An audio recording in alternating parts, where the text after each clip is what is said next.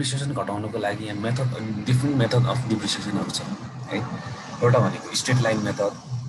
Constant percentage method, sinking fund method र quantity survey method. तपाईहरुले यो सबै डिप्रिसिएसन मेथडहरुको बारेमा ब्याचलर्स लेभलमा पक्कै पनि पढिसक्नु भएको छ। एस्टिमेसन कस्ट एन्ड कस्टिङ भन्नेमा सब्जेक्टमा पढिसक्नु भएको छ होला। हामीले जेनरली युज गर्ने भनेको straight line method or constant percentage method मात्रै हो। हामीले यो सेसनमा चाहिँ त्यसैको मात्र डिस्कसन गर्छौं है। स्ट्रेट लाइन मेथड भनेको चाहिँ कस्तो हुन्छ भने तपाईको युजफुल लाइफमा एउटा कन्स्टेन्ट अमाउन्टले भ्यालु डिप्रिसिएट हुँदै जान्छ ताकि त्यसको लाइफको अन्तिमसम्ममा युजफुल लाइफको लास्ट अन्तिमसम्ममा त्यसको चाहिँ भ्यालु 0 होस् अर स्क्रैप भ्यालु मात्रै बचोस्। त्यो भनेको स्ट्रेट लाइन मेथड भयो। भने कन्स्टेन्ट पर्सेन्टेज मेथडमा हरेक वर्ष एउटा कन्स्टेन्ट पर्सेन्टेजको आधारमा अमाउन्ट सेम हुँदैन, तर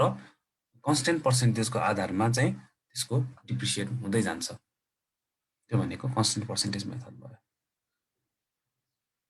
है। अब सिङ्किङ फन्ड मेथड र क्वान्टिटी सर्वे मेथडको हामी यसमा डिस्कस गर्दैनौं। हामी स्ट्रेट लाइन मेथड र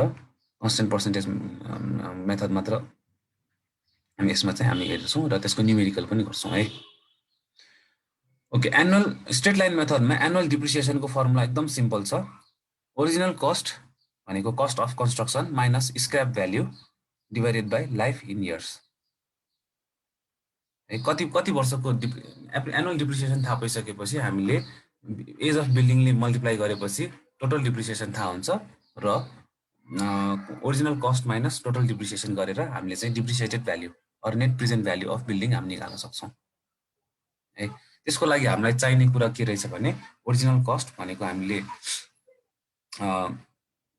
कस्ट अफ बिल्डिङबाट निकाल्न सक्ने भयो एप्रोक्सिमेट अर डिटेल एस्टिमेटबाट। स्क्रैप भ्यालु अस्ति पनि एकचोटि सोध्नु भएको थियो है एकजनाले स्क्रैप भ्यालुको बारेमा। स्क्रैप भ्यालु भनेको चाहिँ कस्तो हो भने at the end of life span of a प्रपर्टीको लाइफ सकिसकेपछि त्यसमा जुन बचेकुचेको कवाडी हुन्छ नि त्यो भनेको चाहिँ स्क्रैप भ्यालु हो है। जस्तै कि त्यो प्रपर्टीलाई डिसमेन्टल गरेर त्यसबाट इटा निस्केला, त्यसपछि झ्यालधोकाहरू निस्केला, डन्डीहरू निस्केला, जुन चाहिँ कवाडीमा चाहिँ त्यसको कवाडी भ्यालु हुन्छ,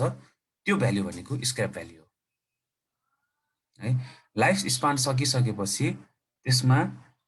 त्यो प्रपर्टीको भ्यालु जिरो हुनुभन्दा पनि त्यो प्रपर्टीमा सेल्भेज गरेर निकाल्ने भ्यालु चाहिँ स्क्रैपलाई नै हामी स्क्रैप भ्यालु भन्छौं।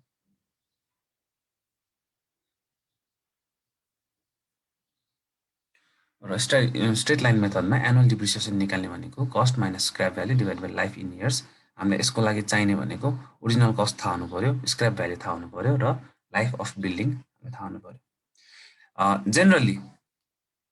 कस्ट हामीले निकालिसकेका हुन्छौं। जेनरली स्क्रैप भ्यालु चाहिँ 10% of original cost of building apply गर्छौं भने लाइफ इन इयर्स भनेको चाहिँ बिल्डिङको लाइफ चाहिँ कति छ भनेर हामीले हेर्ने बेलामा चाहिँ मेटल स्ट्रक्चरहरुको लागि 20 to 50 इयर्स हाम्रो लाइफ हामीले लिन्छौं। आरसीसी स्ट्रक्चरको लागि 50 to 80 इयर्स हामीले लाइफ लिन्छौं र हामीले लोड बेरिङ स्ट्रक्चरको लागि पनि 20 to 50 इयर्स नै लिन्छौं है। हामीले अब अर्को टाइपोलोजीहरुको चाहिँ जस्तै कि काठको घरहरु होला हैन, कम्पोजिट स्ट्रक्चरहरु होला, अरु टाइपोलोजीको घरहरुको चाहिँ खासै भ्यालुएसन गरिदैन।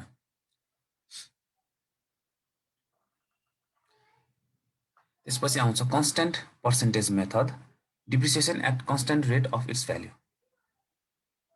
है। कन्स्टेन्ट पर्सेन्टेज मेथडमा चाहिँ एउटा सर्टेन पर्सेन्टेजमा चाहिँ त्यस प्रपर्टीको डिभ्याल्युड हुँदै जान्छ भन्ने कुरा भयो है। प्रपर्टीको डिभ्याल्युड हुँदै जान्छ र at the end of life period life span सकिसकेपछि त्यसको स्क्रैप भ्यालु सेल्भेज भ्यालु मात्रै बाँकी रहन्छ भन्ने कन्सेप्टमा गरेको भयो। अब त्यो पर्सेन्टेज कति हो भने 2% होला, 5% होला हैन, कस्तो खाले प्रपर्टी हो त्यो अनुसारले डिपेन्ड गर्छ। फर एक्जाम्पल कुनै पनि प्रपर्टीको ओरिजिनल कस्ट ₹100 छ भने फर्स्ट इयरमा डिप्रिसिएसन 2%ले डिप्रिसिएसन चाहिँ कन्स्टेन्ट पर्सेन्टेज मेथडमा 2%ले डिप्रिसिएसन हुने भनेर राखेको छ भने फर्स्ट इयरमा कति भयो 100 को प्रपर्टी फर्स्ट इयरमा 2%ले डिप्रिसिएट गर्ने बेलामा फर्स्ट इयरको डिप्रिसिएसन भ्यालु कति भयो ₹2 भयो नि हैन ₹2 भयो भनेपछि बाँकी भएको कति भयो त ₹98 भयो हैन आफ्टर डिप्रिसिएसन फर्स्ट इयरमा बचेको भ्यालु भनेको ₹98 भयो सेकेन्ड इयरमा अब डिप्रिसिएसन हुने बेलामा 98 को 2% 2% ले डिप्रिसिएट भएर त्यसको सल्भेज भ्यालु चाहिँ कति त्यसको डिप्रिसिएटेड भ्यालु कति हुन्छ त 1.98 सेकेन्ड इयरको डिप्रिसिएसन भनेको 1.96 अब ₹2 हुँदैन अब 1.96 हुन्छ र बचेको भ्यालु भनेको ₹96.04 हुन्छ हैन त त्यसै गरी थर्ड इयरमा हुने भनेको थर्ड इयरमा डिप्रिसिएटेड भ्यालु भनेको कति हुने भयो भन्दाखेरि ₹94.12 हुने भयो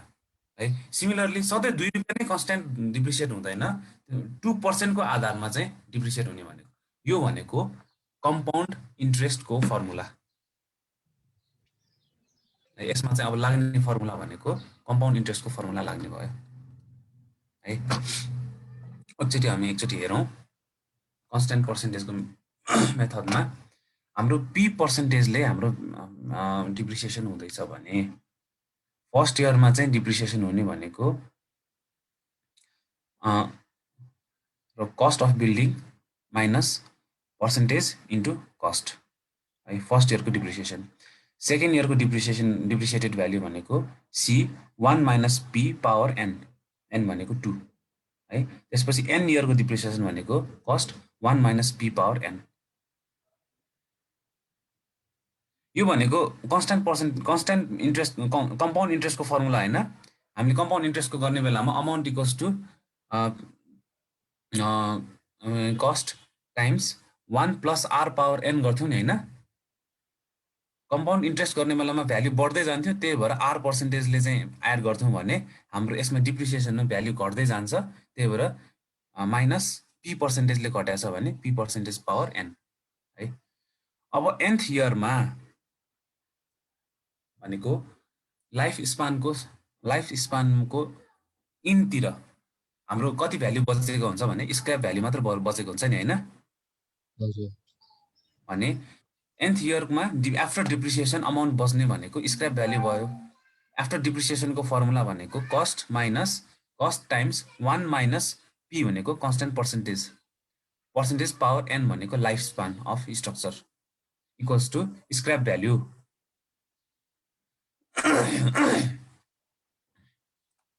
अब हाम्रो चाहिँ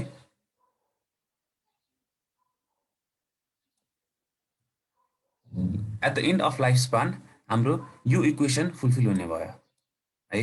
यो इक्वेसनलाई हामीले सल्भ गर्यौं भने पर्सेन्टेज चाहिँ हामीले निकाल्न कन्स्टेन्ट पर्सेन्टेज कति हो भन्ने कुरा हामीले निकाल्न सक्छौं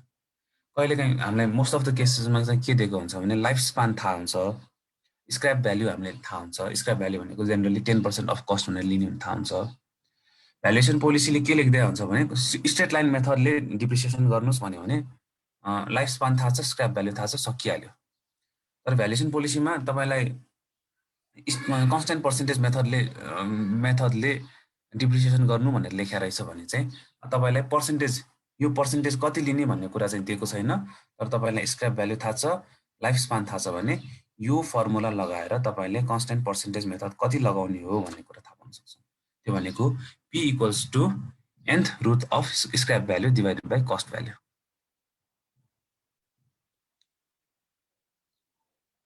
यो माथिको इक्वेसनलाई सल्भ गर्दाखेरि हामीले p को भ्यालु निकाल्दाखेरि चाहिँ